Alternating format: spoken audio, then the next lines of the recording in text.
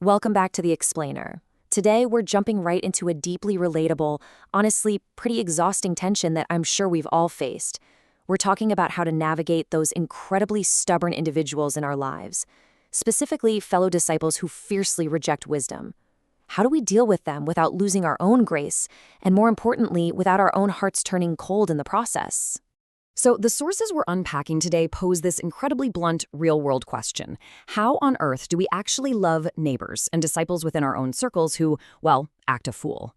Because let's be entirely honest here, interacting with people who just flat out refuse to listen can easily trigger the absolute worst in us. It kind of pulls that latent foolishness right up to the surface of our own hearts, doesn't it? Section 1. Encountering the Fool. To figure this out, we first need to know what we're actually dealing with. Drawing from the book of Proverbs and psychologist Henry Cloud, we can map out these specific traits. Fools are absolutely 100% convinced they are right in their own eyes. When they hit a wall of reality, they don't adjust their behavior. They literally adjust the truth to fit their own narrative. They actively resist feedback, and you probably know someone exactly like this. They actually flaunt their folly. They celebrate the very path that leads to disaster. Because of this, trying to just debate them is, well, it's pretty much useless. Section 2. The Argument Trap. So, when we encounter this kind of behavior, our knee-jerk reaction is usually to correct it, right? We want to argue, but we have to realize that our main goal here shouldn't be winning an exhausting argument just to prove we have the moral high ground. Our goal, especially as disciples, is to win a heart. And let me tell you, winning a heart takes way more discipline than just throwing facts at a brick wall. There is this brilliant old saying that hits the nail on the head. When you wrestle with pigs, you both get dirty, and the pigs like it. Going toe-to-toe in a bitter debate with someone who just constantly moves the goalposts, it just taints our own witness. It wrecks our peace, and frankly, it just gets us dirty in the process. Instead of jumping into the mud, we have to find a way to stand firm, like a rock in the middle of their chaos. We need to be this solid, unmoving foundation, rather than getting swept right up into their deceptive, turbulent currents. We are absolutely called to love them, for sure, but we do not have to join them in their folly. Section 3. Love means healthy boundaries. This brings us to a really powerful paradox. We often think love means just being a doormat, but it is not unloving to give someone limits. In fact, our sources make it crystal clear. Healthy boundaries and consequences are exactly what love looks like in action. A fool usually won't realize there's a problem through conversation. Actually, scratch that. Words almost never work. They usually only wake up when they begin to feel the actual, tangible consequences of their own actions. Okay, so what does this look like in practice? Here is the actionable plan. First, you've got to mind your attitude and guard your own emotions so you don't get sucked into their drama. Second, stay curious. Try to view these folks as mysteries to be known, as image bearers of God, rather than just annoying problems you have to solve. And third, stop talking endlessly. Just stop. Instead, resource them with firm limits and let the consequences do the heavy lifting. Section 4. Holding up the mirror. Now, Proverbs gives us this massive warning that answering a fool according to his folly risks making us exactly like him. So I want you to hold the mirror up for a second and ask yourself a really uncomfortable question. Is there any area in us that is foolish?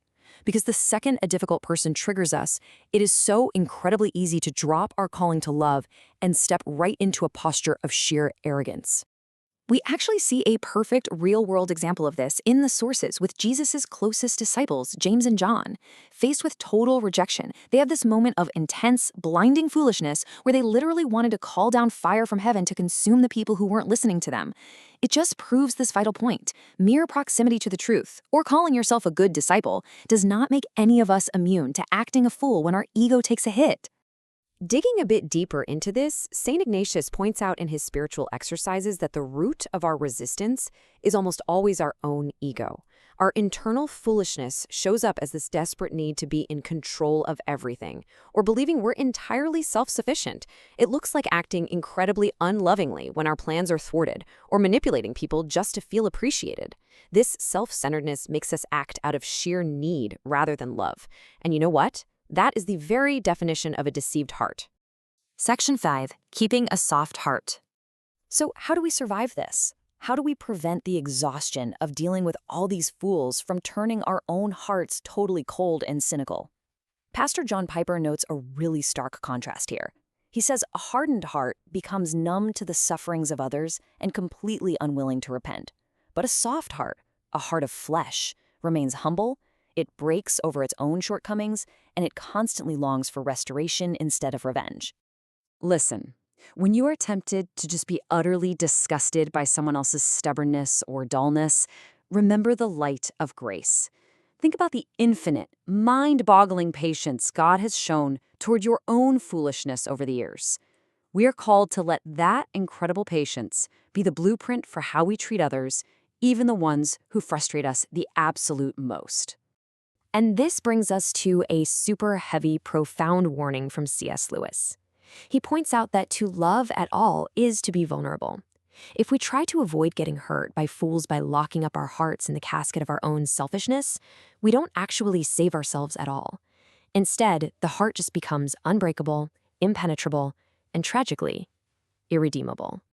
So, I want to leave you with this final thought as we wrap up today's explainer.